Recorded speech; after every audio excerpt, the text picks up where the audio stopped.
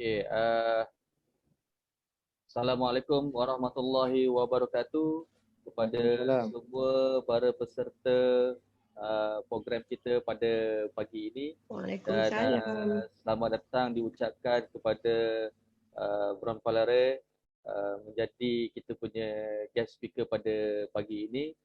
Dan kita sebagai Dewan Perdagangan Islam Malaysia memang mengalu-alukanlah untuk berkongsi pengalaman Bron kepada usahawan-usahawan, sama ada ahli DPIM ataupun bukan ahli DPIM. Dan inilah salah satu cara bagaimana DPIM untuk berkongsi pengalaman-pengalaman usahawan-usahawan di luar sana supaya menjadi inspirasi kepada ahli-ahli dan juga kepada usahawan yang lain.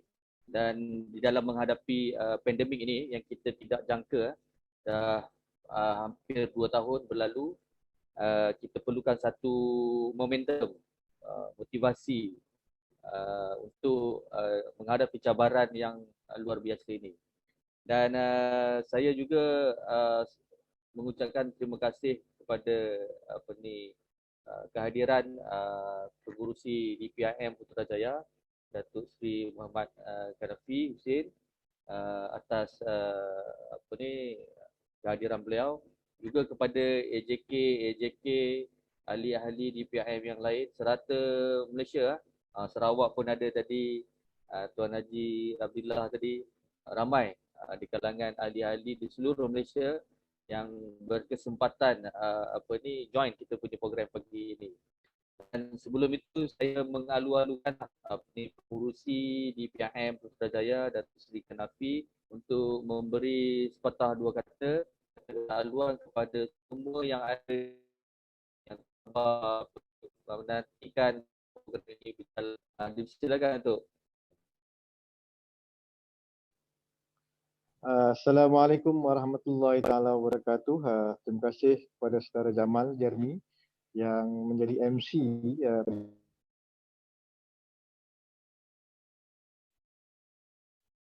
Saya ucapkan terima kasih kepada Bron Palare, artis jemputan pada pagi ini kerana sudi untuk menerima jemputan daripada DPM Putrajaya bagi mengisi satu slot yang kita adakan sebenarnya sempena Mesyuarat Agung tahunan kali ke-16 DPM Putrajaya yang akan kita laksanakan selepas acara pada pagi ini. Jadi program pagi ini adalah satu program yang bagi saya menjadi satu sejarah dari sudut bentuk program. Kalau sebelum ni kita biasa membuat program-program yang dengan memanggil tokoh-tokoh perniagaan, kita memanggil speaker daripada agensi, kita memanggil ahli-ahli kita yang mungkin dah berjaya dalam bidang masing-masing untuk berkongsi pengalaman-pengalaman mereka di dalam industri, di dalam bisnes, dan pengalaman-pengalaman yang kita kongsikan bersama ahli-ahli kita ni lebih kepada bertujuan untuk memberi inspirasi seperti disebut oleh saudara Jamal. Sebab kadang-kadang pengalaman bisnes itu penting supaya menjadi panduan panduan kepada ahli-ahli ataupun ahli bisnes yang lain untuk dijadikan sebagai pedoman, pedoman, dan mungkin perkongsian pengalaman itu boleh membantu diguna pakai dalam sistem ataupun perniagaan mereka. Sebab itu kadang-kadang kita lihat bisnes ni kita akan ambil melalui sistem ATM. ATM ni bukan kita panggil sebagai auto teller machine, tetapi kalau di Indonesia ATM tu dipanggil A itu sebagai amati, T itu sebagai tiru, dan M tu sebagai modifikasi. Jadi tak perlu hanya kita menggunakan teori-teori yang ada dalam buku, tetapi banyak ramai orang usahawan yang berjaya di luar sana, dia menggunakan kaedah ATM saja, kan. Tengok apa usahawan lain buat, tiru, dan membuat sedikit modifikasi supaya lebih sesuai dengan bisnes yang mungkin mereka akan buat.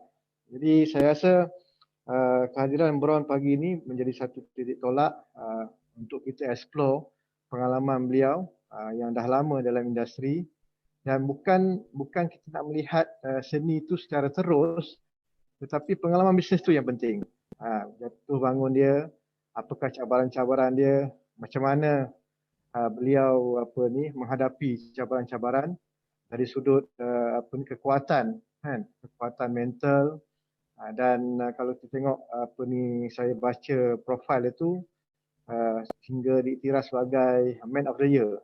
Satu anugerah yang bagi saya hebat, dan insya-Allah kita boleh dapat berkongsi pengalaman beliau pada pagi ini, dan tuan-tuan dan puan-puan boleh terus bertanya dengan beliau tentang apa-apa persoalan yang mungkin boleh memberi manfaat kepada semua. Jadi saya ucapkan terima kasih kepada Brown dapat hadir pada program pagi ini, dan juga saya ucapkan terima kasih juga kepada semua, supaya saya doakan majlis ini berjalan lancar dan dapat memberi manfaat kepada semua.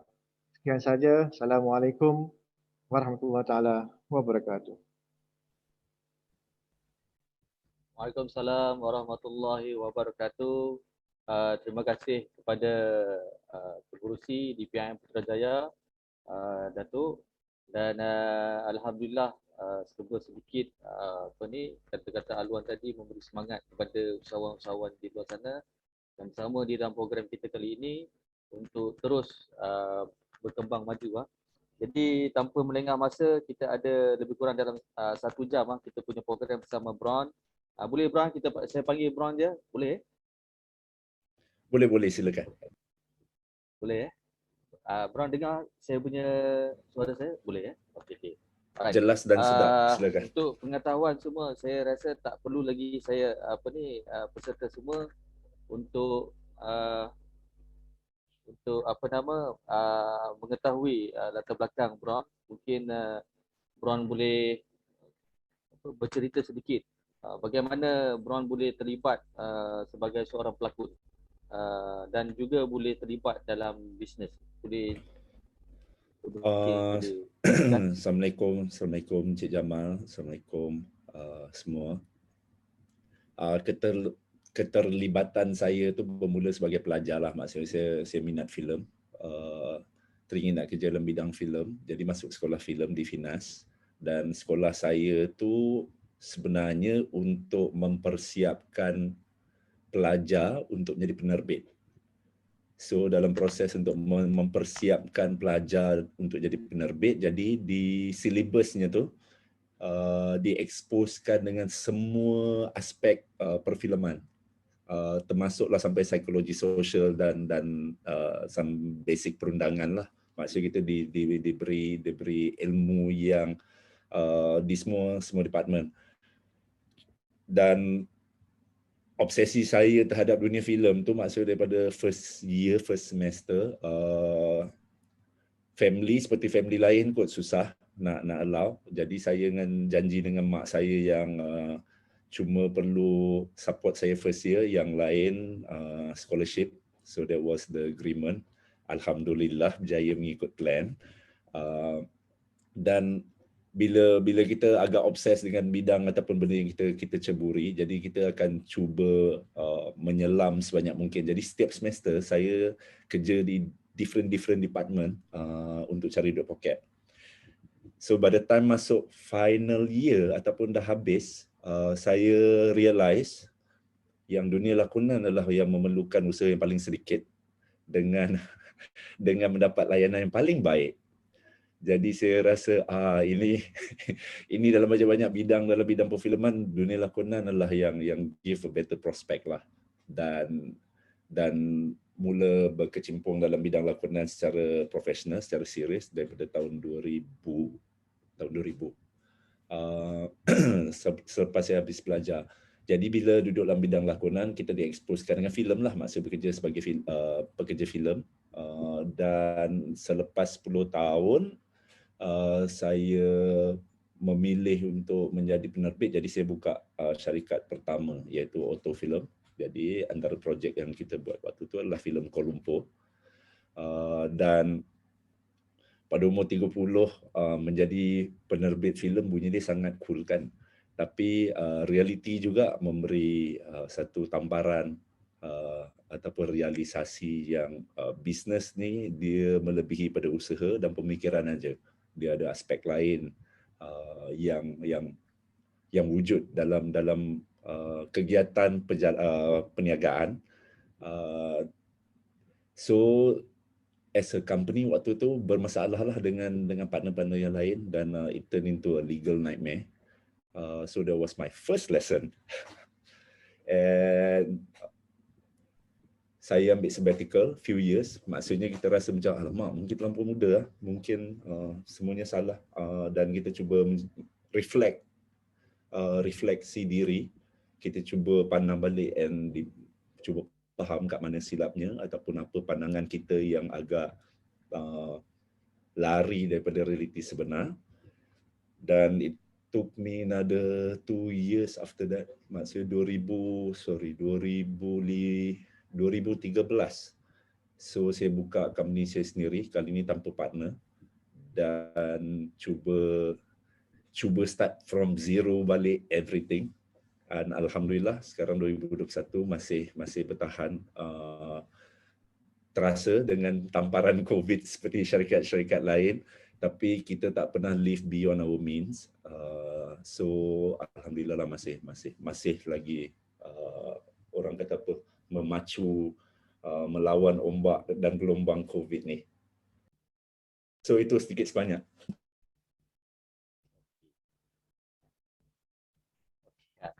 Alright. Okay. Maksud dia Bron menceburi bidang perniagaan masih lagi di dalam industri seni, betul? Bukannya menyertai perniagaan yang selain daripada seni. Kalau sekarang dah ada banyak sektor lah, maksudnya 2013 bila dah buat buka balik, dan kita rasa Malaysia tak ada trade journal macam di luar ada trade journal yang khusus untuk bidang masing-masing. Maksudnya, tapi di bidang seni kita tak ada, ataupun industri kreatif lah, saya tak nak guna bidang seni lah kot, macam industri kreatif lah. Industri kreatif tak ada trade journal yang cuba memberi analisis business, the economic perspective of the sector. Jadi saya buka macam blog bernama Daily Seni, iaitu is gossip free, untuk taklah kata spearhead, tapi untuk fill in the void supaya information yang bukan bersifat celebrity driven itu boleh wujud dan mulakan diskurs yang lebih objektif. Ada analisa ekonomi, ada analisa hala tuju dan pengisian tanpa dia pergi ke arah art appreciation ataupun celebrity driven. So dari situ pula saya dapat scholarship bersama Puan Nilis pergi Stanford Uni di San Francisco, dan ianya merubah pandangan saya dalam banyak aspek.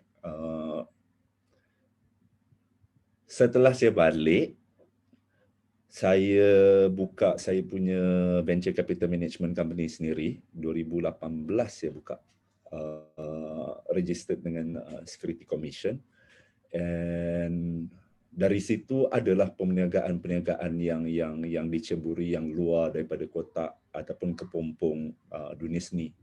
So ada, kalau yang macam paling dekat adalah Sirna Sin lah, fashion label, but the rest are all dalam sektor lain. Ada SME juga. Okay. Alhamdulillah, terbaik Bron, hasil bermula daripada bawah dan akhirnya sekarang ini berkembang maju. Dan okey Bron, mungkin filem terbaru Bron yang berjudul Age of the World yang dihasilkan oleh produksi Hollywood yang baru dilancarkan pada tahun ini. Ini masa pandemik pun dah boleh lancarkan ni. Boleh apa ni, kongsikan pengalaman bagaimana boleh terlibat dengan produksi antarabangsa ni. Bukan jangan salang boleh involve dengan international punya produksi ni. Mungkin apa membuatkan Bron apa ni kalau tuju itu ke sana, ke international.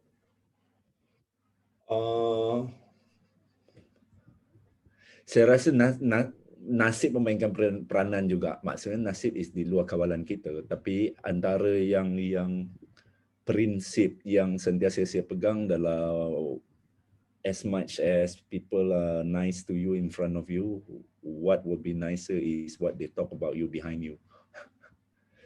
So saya sentiasa merasakan saya tak akan ada berada di semua space untuk protect reputation maupun untuk pitch, untuk banyaklah benda kan dalam sebab kita tak boleh fulfill semua space pada semua masa.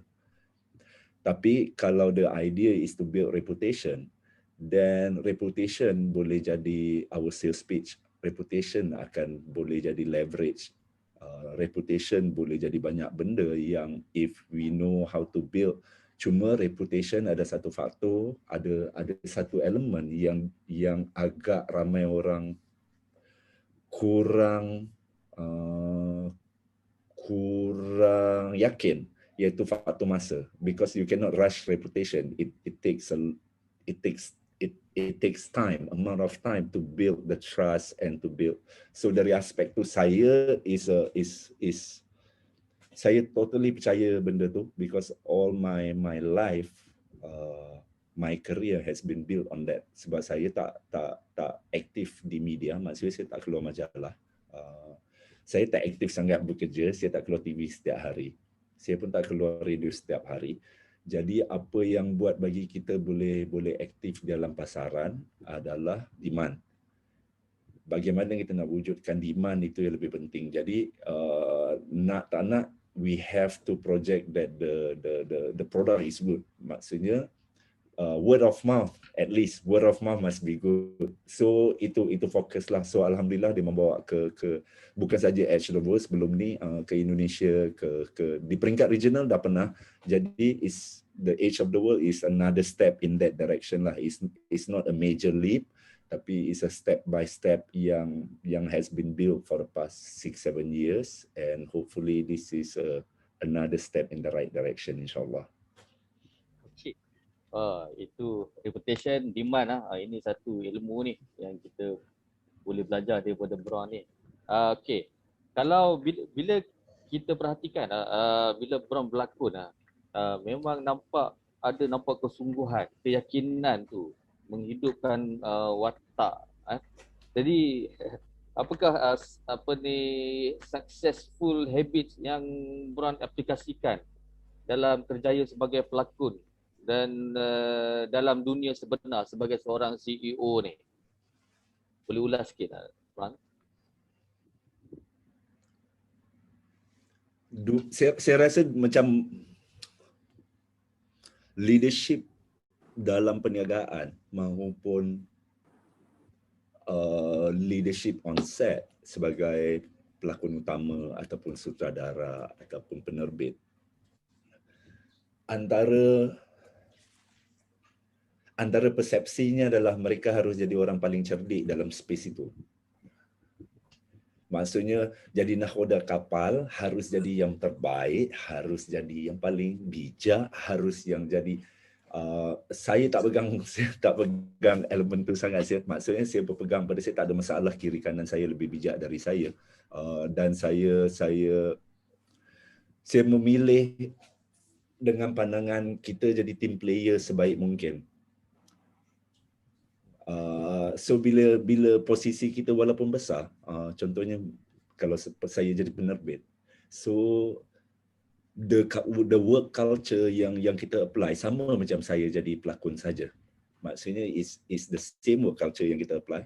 Cuma beza dia adalah first say and last say saya punya. We can discuss anything in the middle, no problem. So first say dengan Hasir saya punya. Kalau sebagai team player pula, kita rasa kalau kita jadi pelakon ke apa, how we serve is how we want people to serve us. So kalau kita nakkan orang serve kita extra mile, total commitment, it only makes sense kalau bila kita kerja dengan orang, we offer the same thing. Because dia akan berbalik pada reputation kan. You cannot waktu you duduk kat bawah, you kerja half-hearted dan sebagainya. The moment you jadi boss, you demand full commitment, you demand extra hard work, you demand everything yang waktu you di bawah you tak offer the same thing, because then it become a weird reputation lah, because people will talk anyway kan.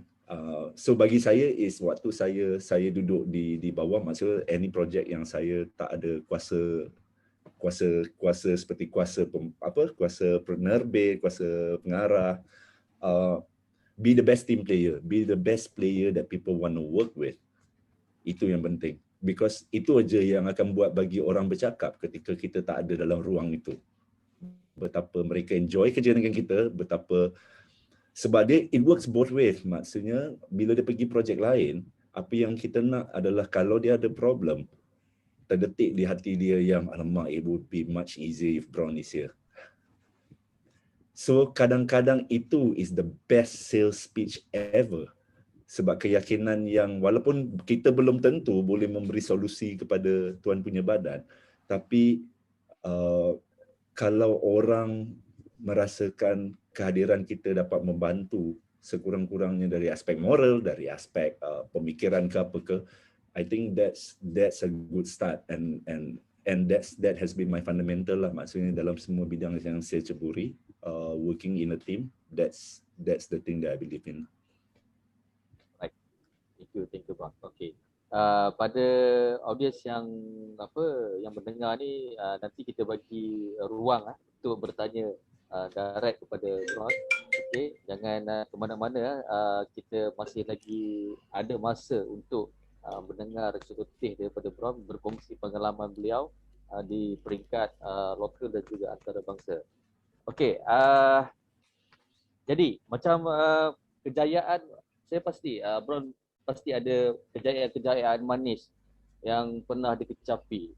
Jadi ada tak yang kejayaan tu, contohnya macam bila ingat aja dia akan menjadi pendorong semangat berterusan yang membuatkan kita setiap hari tu dia akan menjadi satu motivasi. Contoh mungkin Brown pernah memenangi anugerah atau award, dan ini yang memberi dorongan supaya bekerja lebih keras lagi. Jadi apa yang menyebabkan Brown boleh bertahan, maksudnya sentiasa bermotivasi untuk berusaha menjadi lebih baik? Orang cakap kalau kita buat benda kita suka, kita tak rasa macam kerja kan. So saya, alhamdulillahnya saya maksudnya ada rezeki untuk berkecimpung dan berkecimpung secara serius dalam bidang yang saya minat dan saya suka. So ada orang kerja dalam bidang yang dia tak berapa suka, tapi maksudnya sebagai kerja kan, jadi dia kerjakan aspek tanggungjawab dia di situ apa semua. Tapi bagi saya tak rasa macam kerja sebab benda tu kita suka, satu. Dua, berbalik pada soalan tadi, apa yang buat bagi, weirdly rumah saya adalah tak ada anugerah. If you come to my house, there's no semua masuk dalam bawah katil. The fundamental is we start from scratch. So every year is back to drawing board, is a new beginning. Kita tak pernah terbuai, maksudnya family saya lah, maksudnya that's the values yang saya and wife and anak share lah. We don't get too high by the highs, maksudnya apa pencapaian, apa ni, kita tak allow benda tu untuk memberi kita apa-apa effect pada kita. Maksudnya dia macam feel good, okay dah 5 second move on. Begitu juga dengan kegagalan. Kita tak akan membuatkan kegagalan boleh menarik kita dan bagi kita mati lemas. kerana kegagalan dan kejayaan tu akan datang bersilih ganti. Jadi kita take it as just a milestone untuk kita kecapi nikmat ataupun kesakitan dia. That's how we look at failure and success lah. The idea of being able to do it, itu is a success in itself. Yang we treasure lah. Dari sudut rasa semangat, weirdly bukan daripada macam saya cakap tadi, bukan daripada award, tapi waktu saya mula berkecimpung tahun 2003, ada saya berlakon projek 3R. It's not even a big project. It's a weekly show yang women empowerment 3R di TV3. Dan saya bekerja on a project on a sketsa lah tentang suicide dengan pengarah Bernard Chowley yang lately buat Istanbul Aku Datang dan sebagainya. So waktu tu pun Bernard was starting out. Dan apa yang berlaku adalah kita orang buat cerita pendek tentang bunuh diri. How it affect cerita bunuh diri yang explore kesan bunuh diri. Bukan apa yang membuatkan orang bunuh diri, tapi apa jadi setelah orang itu membunuh diri, apa jadi pada circle persahabatan dia, kawan-kawan dia, apa yang terjadi pada family dia.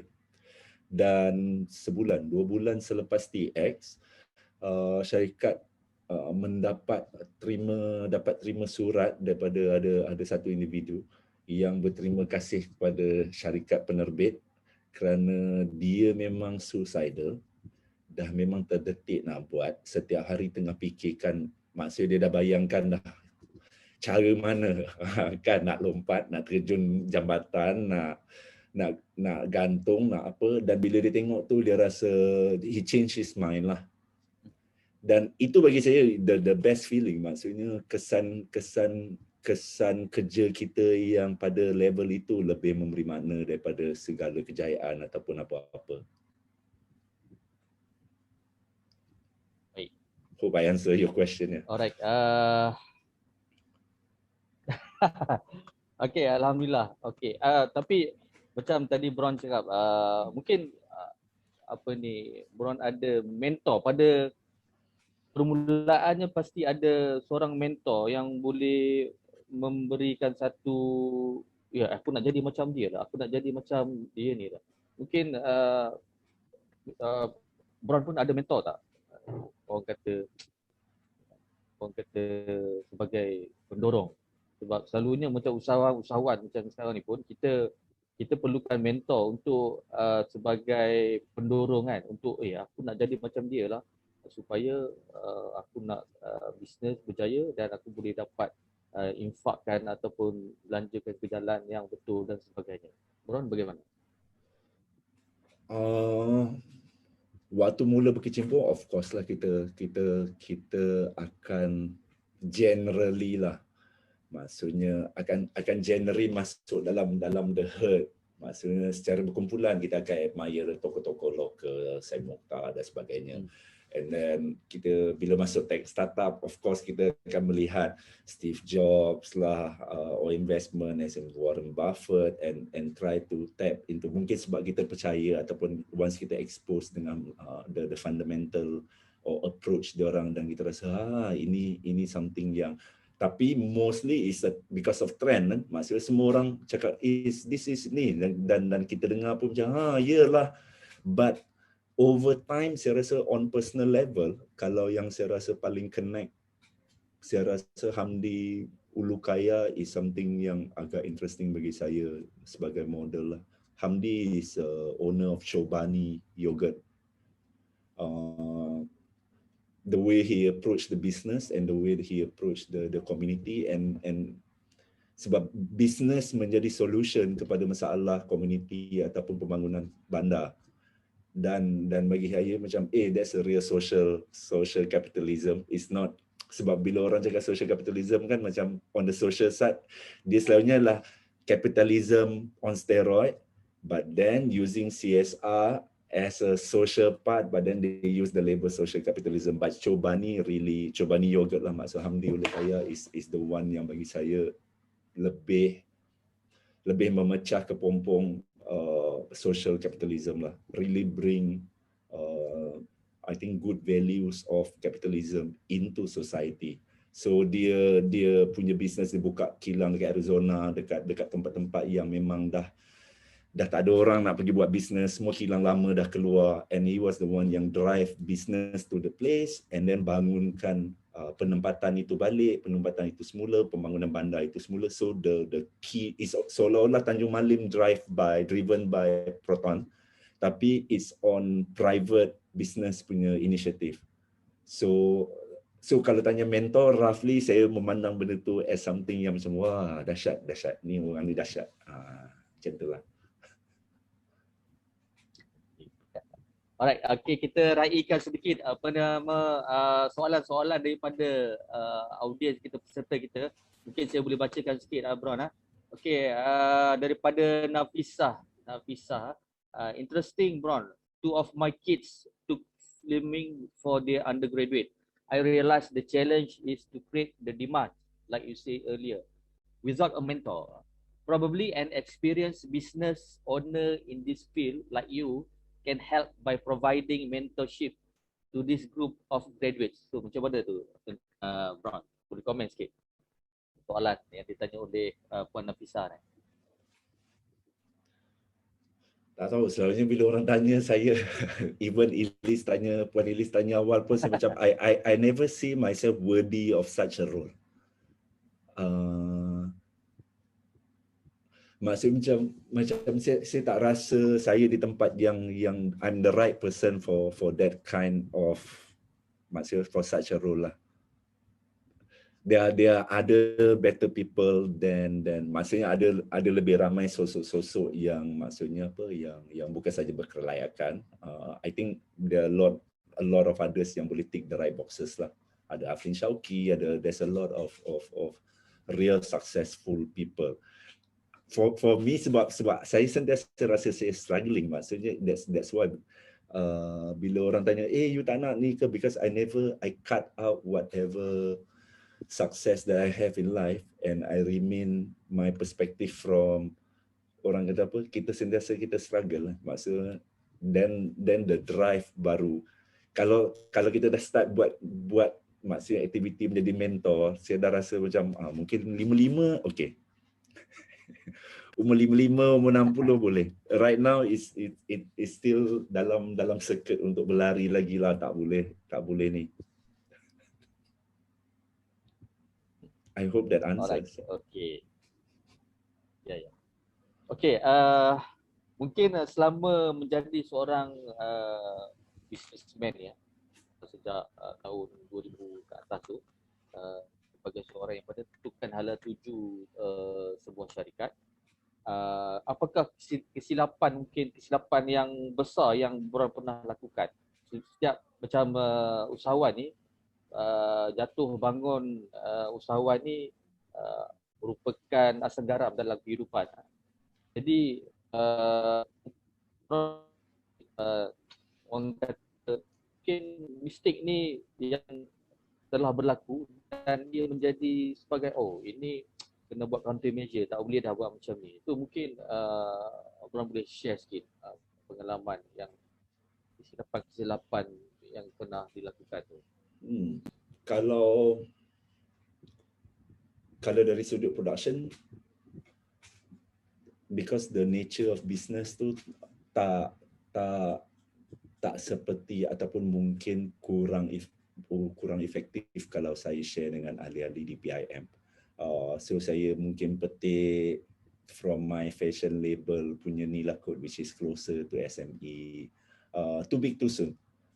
Yes. Too big too fast. So daripada Sinasin adalah label yang saya partner dengan my friend. So we started from the kitchen of my house as a consolation. Kawan saya kerja dengan AirAsia marketing 15 years, founding team members, maksudnya from the zaman promotion RM9.90 ke Pulau Pinang punya banting-banting tergantung tu, sampai to what it was back in 2013. And dia punya kerja partly was untuk pergi curi semua account Malaysia Airlines di government agency, and that was how partly AirAsia became big as well, sebab account government semua diorang handle. It reached the point where he was headhunted by Malaysia Airlines to steal back those account back to Malaysia Airlines. So they joined Malaysia Airlines. So bila they joined Malaysia Airlines, MH 370 event happened. So dia masuk under government license. Maksud, I think there was a government title, something about government yang buatkan bila MH370 berlaku, dan waktu tu PC every day kan, 2 kali kan PC satu hari kan. It was a real distress call punya situation. So dia kena hadap benda tu. Dia yang kena arrange because by designation, so nak tak nak dia handle lah. So it was a stressful life for him. And selepas I think 5 bulan, 6 bulan, dia rasa that's it, he had enough, dia pun berhenti. So rumah saya selalunya akan jadi akan jadi tempat kawan-kawan datang mengadu. Maksudnya datang meluahkan, diorang je datang sebab saya akan dengar aja, so jadi telinga untuk kawan-kawan. So datang mengadu lah, so kita pula macam mungkin kena buat benda yang hati nak ah. Maksudnya after so long you've been working in a field yang you work, mungkin it's time to tap into apa yang terbuku di hati selama ni. At least dia merubat luka di jiwa kan. So dia pun macam kalau ikut dia nak fashion lah. So kita pun macam it's okay lah buat fashion lah. It doesn't have to be super big. It can just datang dari hati, ikhlas dulu, and we see how lah. If it's sellable. So start. So that was how we started lah. And then daripada garage and the partner, it was by default, bukan sebab saya masukkan duit ke apa, sebab dia macam it was easy to sell for him. Dia macam hang join lah. So muka hang at least letak orang tahu. So it was okay boleh. And that was how our partnership happened in the first place lah. And bila buat, and the timing of that time, it was memang musim orang buat baju Melayu and kurta dan sebagainya. So kalau market tengah on the go yang mencana, siapa-siapa campak pun akan jadi je, sebab the space is very conducive for that kind of growth. So memang true enough, it was daripada garage operation menjadi car boot, dan sekejap aja it went leap and bound. Now, bila dia pergi ke leap and bound, banyaklah stokis yang masuk kan. Maksudnya orang yang datang and it's just a replication of whatever other people was doing at that time. And we were happy. I was happy for him. He was happy for himself, definitely, because the brand growing. And at the same time, kita realize one thing towards the end of the, I think within 4 quarters, I think quarter 5 we started to realize something. Apa yang berlaku bila diorang ambil, the stockists ataupun all these sellers ambil, thinking the brand, diorang boleh leverage on the brand and the celebrity attachment that comes with the brand. Sure laku. Okay, no problem. The moment bila lepas raya and tak ada sales, so towards the end tu, they went with super because they need cash flow kan for next round or next cycle of line yang diorang nak beli. So diorang dah start disbursekan all this baju kita orang di pasar malam pada harga yang just to save the cash flow. Then kita realize, alamak, this may not be the model that we want as much as it sounds good on paper, because long term dia akan subconsciously implant dalam kepala orang yang towards the end, the brand gonna do major discount. So might as well don't buy yet. Let's buy towards the end because there's gonna be major discount anyway. So I think the second year or the third year, we took a step back. Yang we don't need that fast growth if the fast growth is not organic. So we took a step back balik. We re-strategize dengan sales punya funnel. and the model we cut off all the stockist punya ni mode, and we change our model lah, and now it become a bit more sustainable, and even the growth is more sustainable lah. Slow and steady is okay. Okay. Alright. Ada beberapa soalan yang ada nak tanya ni. Okay. Industri sini adalah industri yang terkesan teruk semasa pandemik ni. Setahun 2 tahun ni memang affected lah. Jadi di samping industri event, travel, hotel, retail dan sebagainya, jadi bagaimana Bron menghadapi cabaran ketika pandemik ini? Adakah beralih bisnes, buat bisnes lain ke? Sebab yalah, kita nak kelangsungan hidup ni kan. So apa strategi Bron semasa pandemik ni? Alhamdulillah, kalau ikut company, we tak pivot sangat. Maksudnya kita pivot sangat because of the payment mode of the nature ataupun cycle dalam our sector. So last year we were just living off Want to Jaga punya Netflixnya payment. And it's bad for business dari sudut now those money cannot be reinvested into new project. So that's the bad, but despite maksudnya macam mana pun kita still bersyukur yang okay, at least kapal ni tak tenggelam kan, masih boleh float. Dari sudut additional services, I think we taklah pivot, tapi we focus juga on becoming distributor for other movies to Netflix, and we take commission lah, and I think it fit the limitation of the space. Maksudnya apa lagi yang boleh kan, maksudnya tinggal brokering aja lah yang tinggal because it involve phone call and emails. So the space change and semua orang cuba adapt. I think siapa yang ada ingredient, and we were in favorable position dari sudut tu because we already had that working relationship with Netflix. Jadi the option was much clearer untuk kita nak tengok and macam let's go into this direction. So on my side, or Pixelplay, we are lucky in that side lah. For my venture VC, I think is slightly different, but we are working with US Market Access Center. So I think we're gonna announce soon, hopefully. But I think you're the first to know lah that a collaboration with Magic, we are bringing 10 Malaysian companies for a special program with US Market Access untuk exposekan Malaysian entrepreneurs with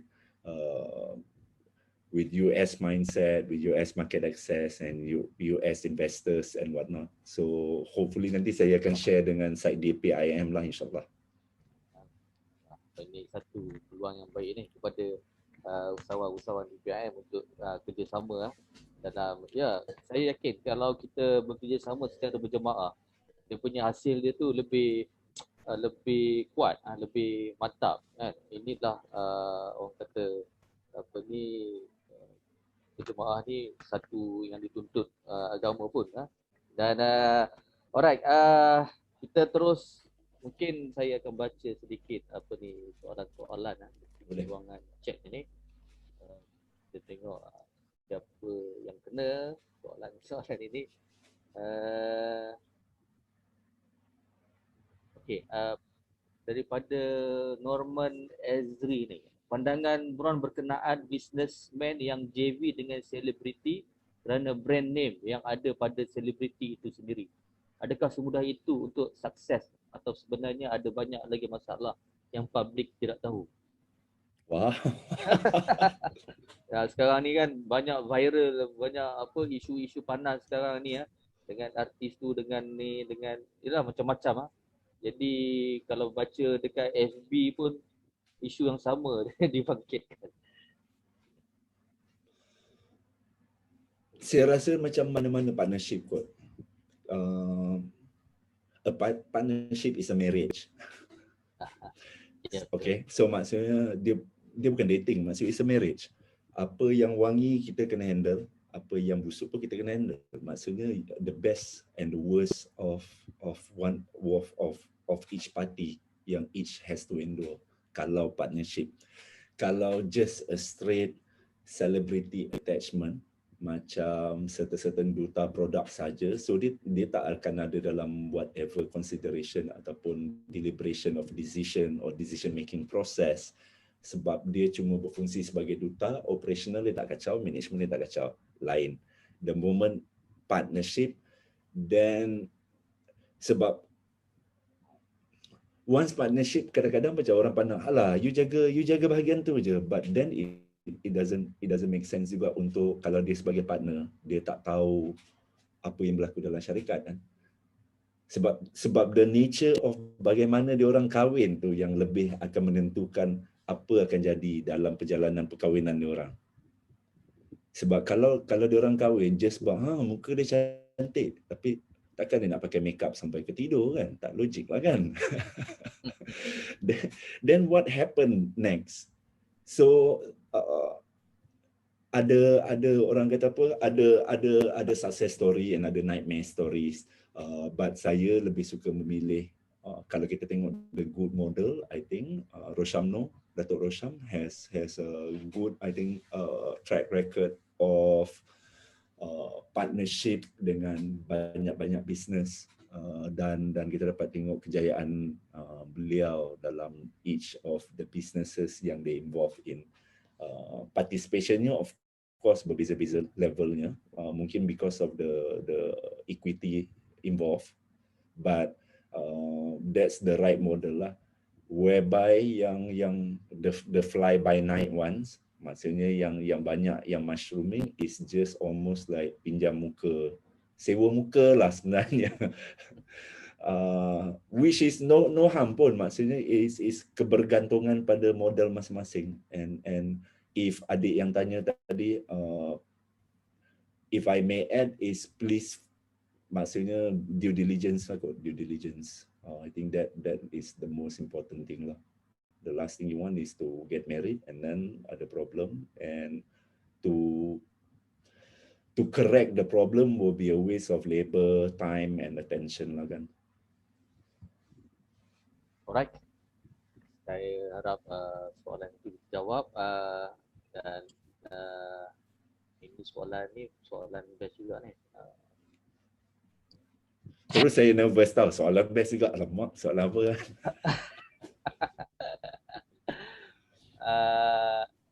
Okay, ini kita santai sikit soalan ni. Daripada Muhammad Razman. Dia ni tauke, orang kata ni banyak tanah dia ni. Hai Bram, boleh tahu favorite buah-buahan tempatan? Suka durian maybe, atau rutin makanan sihat untuk maintain physical yang fit? Saya ada lihat fighting movie like Underground, Indonesian movie. Okay, Razman ni dia banyak tanah, pengusaha durian lah, apa, banyak kebun dia ni. Boleh visit ni. Wow. Okay, Bram, silakan. Buah tempatan mangga. Wah, buah tempatan. Mangga, lemak boleh, masam boleh, manis pun boleh, asalkan mangga. Asalkan mangga, favorite tu lah. Healthy lifestyle for project is very dedicated. Maksudnya saya taklah healthy lifestyle sangat dari sudut maksudnya exercise dan sebagainya, tapi bila on project, I think is project per project basis kot. Ada project yang menuntut kita punya physical level at certain level untuk kita buat kerja. So the prep requires benda tu lah. Kerja pelakon dia pelik sikit sebab dia macam kerja di depan tu yang orang nampak sah-sah dah kan. Tapi the groundwork in order to reach that level untuk bekerja di set is another matter lah. So there's actually two sides of work sebenarnya when it comes to acting lah. So saya rasa itu juga kenapa when I'm not sure local lah, mungkin semua orang kata local tak sangat ke, but generally the actors have interest in a lot of scope of life. Because the research akan buat diorang, akan membawa diorang ke bidang macam-macam bidang waktu diorang research untuk diorang punya kerja. So kalau diorang berlakon watak arkeologis, so nak tak nak dia kena pergi and understand a bit and pieces from that field ataupun discipline of work. And that's why I think actors generally have interest in a lot of disciplines, a lot of interesting facets in life lah. Okey, tuan-tuan dan puan-puan, kita ada lebih kurang dalam 10 hingga 15 minit lagi. So ni mungkin satu dua soalan yang saya boleh bertanyakan kepada Brown. Okey, apakah nasihat yang boleh diberikan untuk rakan-rakan usahawan yang sedang struggle kat luar sana, menghadapi cabaran demi cabaran untuk mengekalkan bisnes, untuk survival yang telah terbina sekian lama, atau yang baru nak menjejaki kaki dalam dunia bisnes ni. Maklumlah sekarang ni Brown, ramai yang dibuang kerja, ramai yang dipotong gaji dan sebagainya. Mana yang dibuang kerja tu buat bisnes kecil-kecilan bagi kelangsungan hidup. Jadi apa yang Brown rasa boleh beri tips ataupun nasihat lah untuk rakan-rakan kita usahawan ni? Saya rasa the fact yang semua berada di sini adalah is a good sign. That's the first alhamdulillah. Maksudnya kita percaya dalam konsep jemaah. That's the first, that's the right step in the right direction. Kedua, teruskan ikhtiar, because there's nothing else we can do kecuali ikhtiar. Cuba pivot, cuba re-strategize, cuba untuk faham our own space, cuba untuk faham our potential yang mungkin sebelum COVID kita tak ada masa untuk fikir. Sebab time tu kerja buat duit kan. So sekarang kita ada masa untuk reassess SWOT analysis kita balik. SWOT analysis the space yang kita operating in, because right now selain daripada kita sakit, kompetitor kita juga sakit. So kalau kita memandang dari sudut tu, the opportunity will be much bigger after this. So right now, gunakan kebersamaan dalam DPIM ini, gunakan kekuatan kolektif ini untuk share information, untuk share the prospect among the members, and DPIM is such I think a perfect platform. Sebab there's one thing, and the last point yang bagi saya lebih penting daripada apa yang saya cakap sebelum ni. Rezeki. The concept of benda tu tertulis. So selagi kita ikhtiar, then apa yang jadi lepas tu is di luar kawalan kita. Sebab benda tu dah tertulis. So Allah Ta'ala punya perancangan. But dalam konteks kita, ikhtiar kita, kebersamaan kita, itu yang kita boleh kontrol. Upskilling kita, itu yang kita boleh kontrol. Itu yang mana kita boleh kontrol, kita usaha ke arah itu. If there's any advice, itu sajalah yang orang kata tips yang boleh saya sharekan. Moga memberi manfaat pada semua, insyaAllah. Okay, kita baca sedikit satu soalan, dua soalan di sini. Tuan Moderator, bolehlah bagi last. Saya nak tanya tak? Okey. Yang ini maaf Boleh perkenalkan diri. Nama saya Ustaz Saiful. Tuan Nasrul Saifuddin, nama sebenar Brown. Ya. Allah, cantik namanya. Saya Saiful Islam. Assalamualaikum. Assalamualaikum. Short dan padat. Saya baru tahu sebab kita akan JV dengan pengarah short film, bahawa pendapatan daripada iFlix, Netflix ni millions sebenarnya kalau jual di situ, dan kenapa kita boleh kita patut jadi producer. Kita produce dan orang ulang tayang balik filem kita tu, kita akan dapat janaan duit yang banyak sebab semua ni usahawan kan. How we are making profit from industri filem ni. Mungkin Brown boleh share sikit, dan you mention want to jaga tu kan.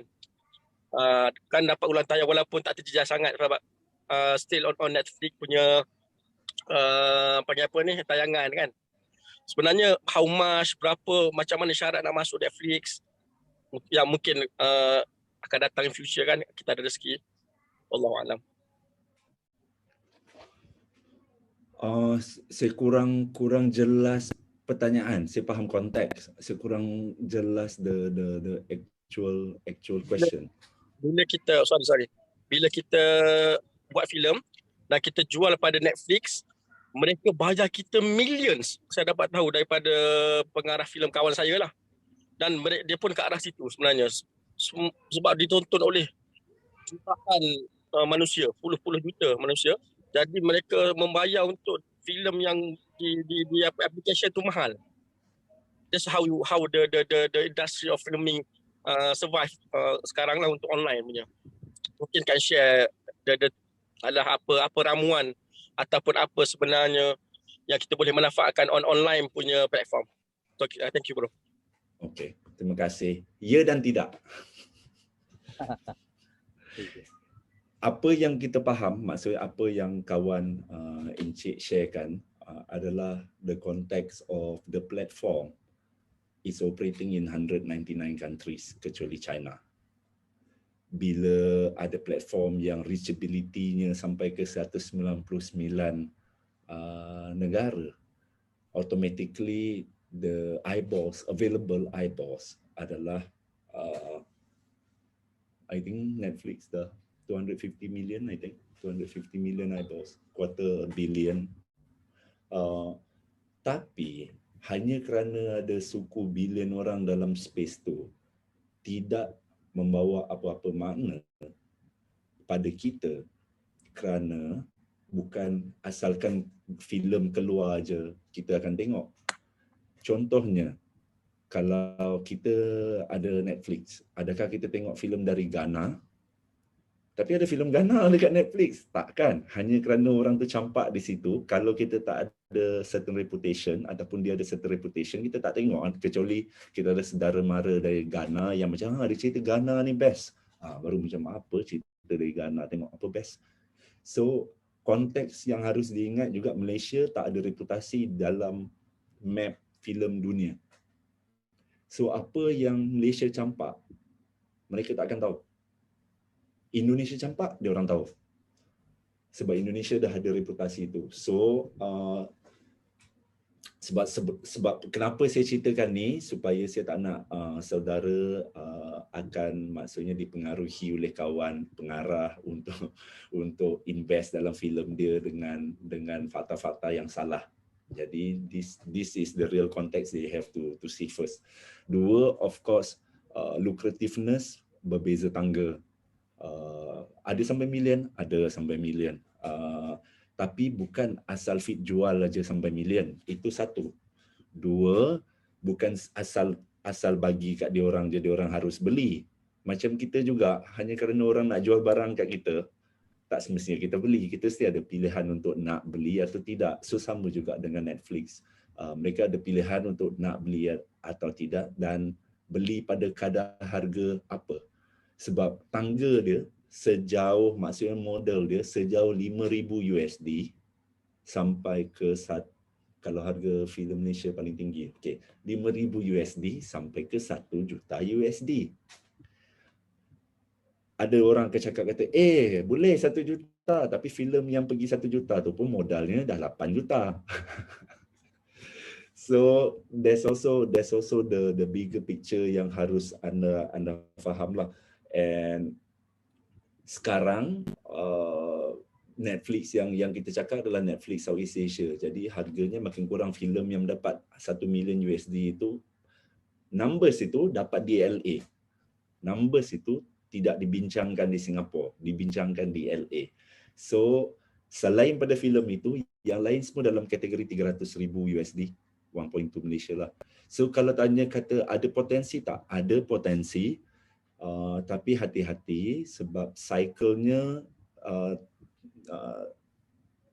turnover-nya lama. Kalau the proper process adalah antara ideation sampai ke release or marketing. Dengar tak? Dengar tak? Jelas, Okey. jelas. Okey. Jelas. Dengar. Antara ideation ataupun development sampai ke shelf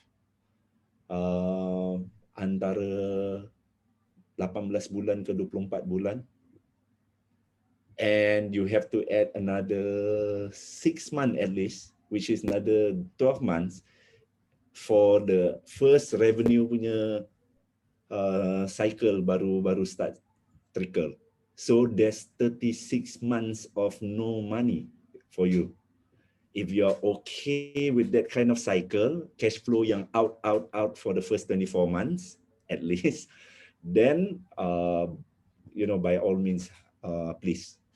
Sebab saya tak nak anda masuk dalam bidang tu and then baru realize kata, alamak, 3 tahun duit sangkut, tak keluar, tak patah-patah balik, and duit sangkut bermillion-million, then is not a healthy lah, because what we need to protect, masa dari side saya sendiri adalah siapa yang nak invest harus tahu juga the real ecosystemnya macam mana, the operational side-nya macam mana, the business cycle-nya macam mana. Because I think ramai orang investor yang dah terkena kan, and we don't want any more victims.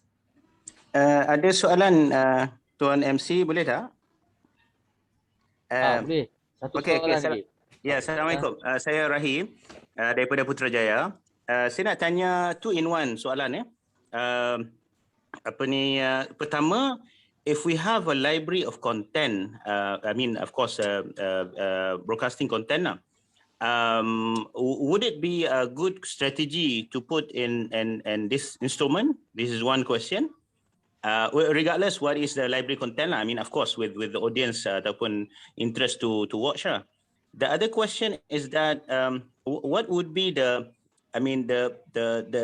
best kind of content that you feel it pick up online very quick? Is it short film or is it a series, or is it things that people has interest towards it, regardless whether it's short or long? Please, your advice. Thank you. Thank you. I think the library perspective is different from the perspective before. With library is semua orang, I think semua companies even in the West, library building or catalog building is one of those exercise yang sangat lucrative, and I'm happy to hear that you hold your own catalog and libraries. What lucrative is, contohnya di Malaysia ada 20 OTT. Kita ada Netflix, Disney Plus, the whole list is I think around 21. So leasing out those libraries will be very lucrative, or kalau paling malas pun you boleh upload to YouTube and let auto monetization works for itself lah. Then you don't need any staff to apa sangat kan.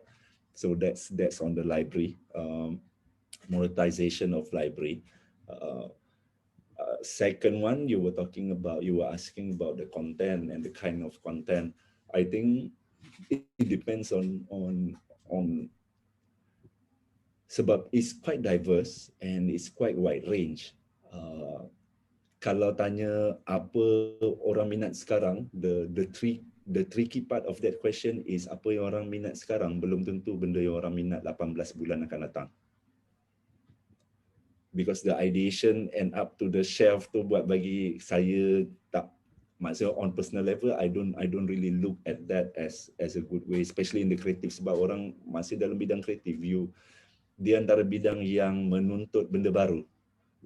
Ramai orang lupa pasal bidang kreatif adalah, ni orang suka lah, orang tengah tengok ni, let's do it. After Ombak Rindu, semua orang nak buat cerita macam Ombak Rindu, but they don't get the same result, because anything after Ombak Rindu is just a copy-paste of Ombak Rindu. Why should people watch a half-baked Ombak Rindu when they're already seen on Ombak Rindu? So that's sometimes I think a lot of people tend to forget about that. So to find something fresh. But having said that, bagi saya yang agak interesting is the things like Netflix. I think the modest, taklah kata Islamic content, maksudnya the modest content is there's a big market in there. Sebab makin ramai orang ada kesedaran yang budaya barat is not suitable for family viewing dan whatnot kan. And ramai orang lebih ada kesedaran yang how are we gonna move as society, how are we gonna move as, or what kind of things we want to consume as family. And Netflix ke Disney ke is looking at, of course, it's popular culture, and popular culture sekarang is anything goes, whatever, apa boleh jual, lagi kurang kain lagi bagus, kan, lagi banyak api lagi bagus. So tapi there's a major need, sebab kalau kita tengok, I think Turkey TV has become big with diorang punya drama berseries and whatnot. So Omar Hana has gone big in Middle East market. So I think there's a major potential in the taklah kata Islamic content, I would say modest contents lah. Maksudnya modest and having Islamic values through contemporary offering would be something yang sangat meaningful lah kot, if you know, if you're still fishing for ideas to explore.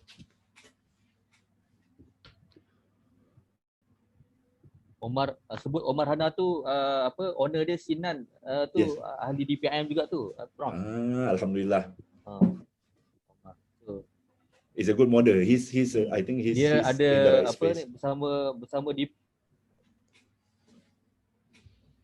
Yes, dia bersama DPIM. Tempoh hari kita pergi buat trade mission ke Turki, dan dia bersama kita dalam mempromosikan dia punya apa ni, program dia.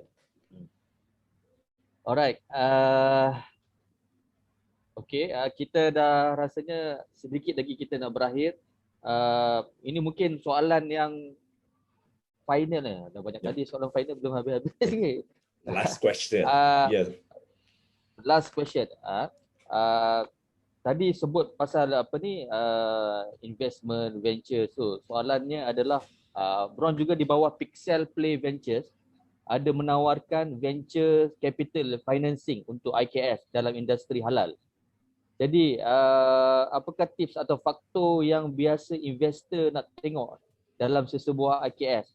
Tetapi kebanyakan IKS tidak mempunyai faktor-faktor tu. Mungkin boleh penjelaskan sikit? I think saya punya je VC yang don't operate like much like a VC. Kita lebih percaya venture building punya model, venture builder. Mungkin sebab co-owner the VC itself is never someone yang super flashy, yang super smart. Saya sentiasa ditolong dan diberi peluang dalam keadaan yang maksudnya saya tu serba tak, maksudnya sentiasa tak pernah meet the rightful target of the tick list requirement. Tapi I am where I am today because of belief. Maksudnya there's always an opportunity to so belief tu kita rasa how can we translate that into our organization and extend further into other people. So the VC approach for at least at PPV is we understand that if sometimes ada product best, team tak best. We know the team cannot sustain. If they're going at this rate, it cannot sustain. This venture gonna break because whatever yang diorang boleh bersama ni because of kejayaan sementara, because of the product diorang aja. But once they reach second level, their success will eat them up. Ada yang because of the team itself, product kita rasa macam ada problem sikit, but the team is good ataupun the leader is good, then we see mungkin we go in because the team is good and we just help them with finding the right product in order to push the team forward.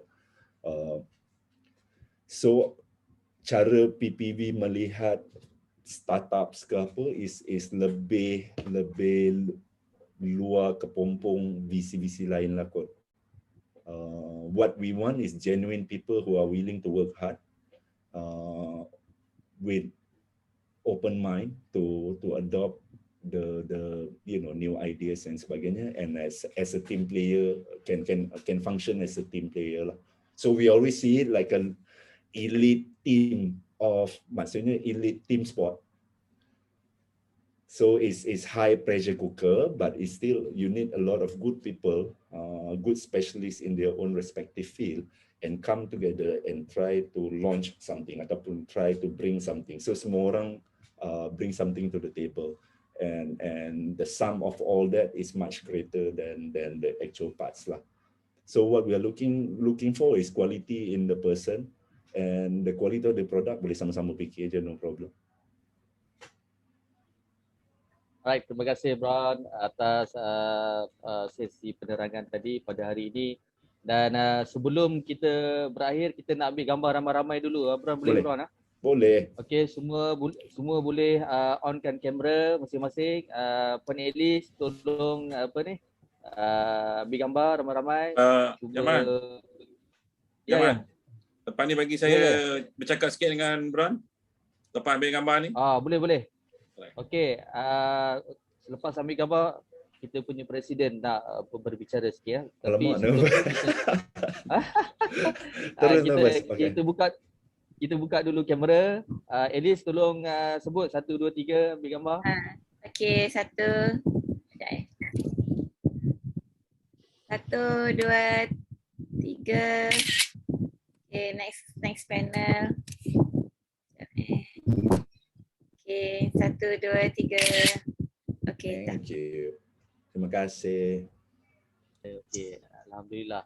Alright, kita bersama dengan kita Tuan Presiden kita, Presiden DPIM Pusat, Tuan Haji Muhammad Sahamadin, yang sudi mendengar juga daripada Bron ni tadi. Silakan Tuan Presiden kita.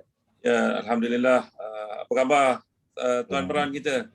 Alhamdulillah, selain sakit belakang masih okey.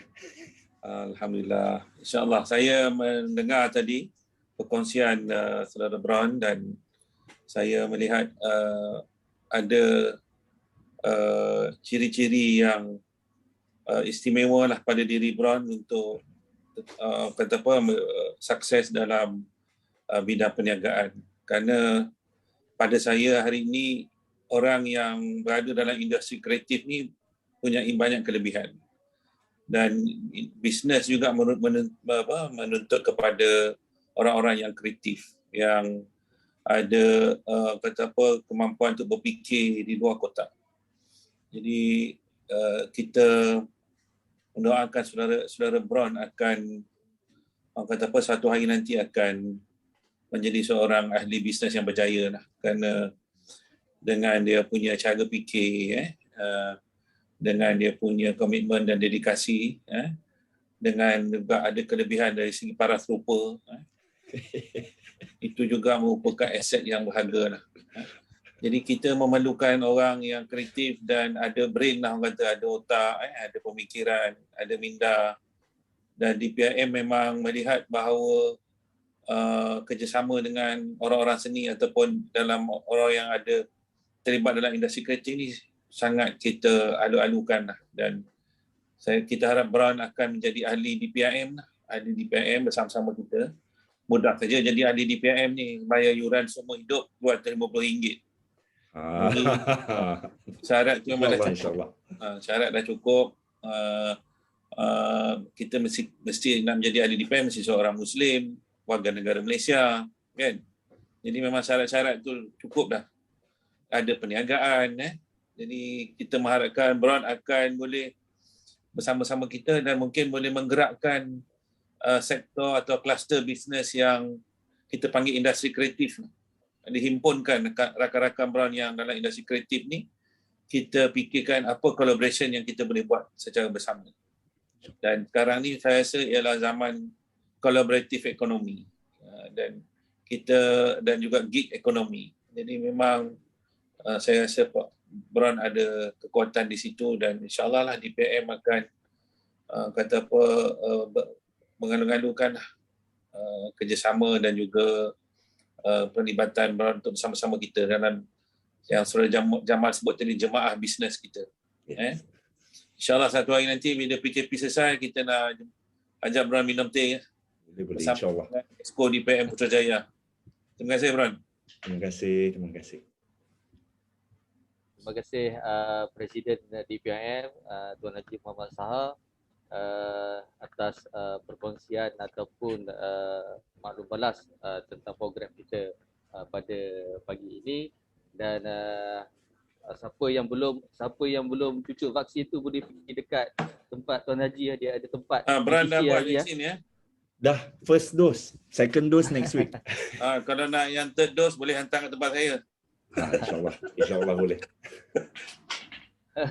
Okay. Alright, okay, terima kasih. Dan kami DPIM Putrajaya, AJK pengurusi, timbalan pengurusi mengucapkan terima kasih kepada Tuan Bran Parale pada kali ini berkongsi pengalaman tentang bagaimana hala tuju bisnes selepas ini, semasa pandemik ini, apa yang perlu kita buat, apa yang perlu dirancangkan, cari reputasi, create demand. Inilah tips-tips yang dikongsikan oleh Bron tadi. Dan kita rasa kalau boleh nanti kita mungkin ada sesi yang lain bersama Bron kalau diizinkan Tuhan. Dan sebelum itu para peserta jangan yang mana selepas ini kita ada AGM Mesyuarat Agung Tahunan DPIM Putrajaya kali ke-16. Jadi sesiapa yang bukan ahli boleh juga bersama menjadi pemerhati kepada kita punya mesyuarat agung ini. Dan yang mana ahli DPIM teruskan kekal dalam link ini, jangan ke mana-mana. Kita akan terus bersama nanti pada jam lebih kurang dalam jam 11.35 kita akan mulakan kita punya mesyuarat agung kali ke-16. Dan saya ucapkan terima kasih kepada Bron sekali lagi dan kita jumpa lagi Bron. Jumpa lagi. Kita jumpa lagi. Terima kasih Bron. Terima kasih. Assalamualaikum semua. Assalamualaikum semua. Bye-bye. Salam. Bye-bye. Terima kasih, Bron. Assalamualaikum. Salam. Terima kasih, Bron. Alright. Pada ahli DPIM boleh kekal sehingga tamat kita punya program nanti. Kita bagi masa ruang 10 minit untuk kita rehat, minum-minum kopi sikit, makan-makan kuih sikit bagi ada tenaga sebab nanti kita ada kopi-kopi ke? Program. Ada Mas? Ada kopi-kopi ke? Macam mana? Kau kopi sendiri.